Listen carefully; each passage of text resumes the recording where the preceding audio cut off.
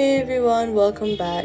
Did Up Bank suddenly log you out and now it's asking for a photo of your physical ID before you can get back in? Here's what's happening and what to do.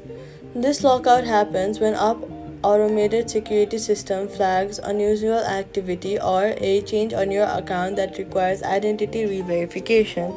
It's a security measure rather than a punishment, though it's genuinely inconvenient.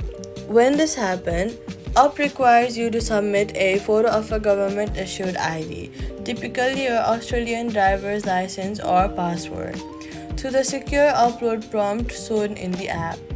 Make sure the photo license of the license or password is taken in a good lighting with no glare and all four corners of the ID clearly visible.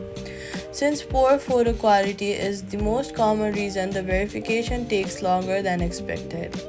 After submitting, processing typically takes a business day but can take longer depending on app's current volume.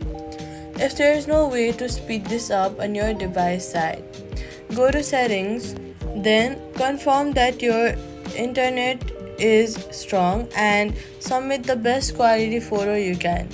If you need urgent access to funds during this period, contact op support through support@op.com.au.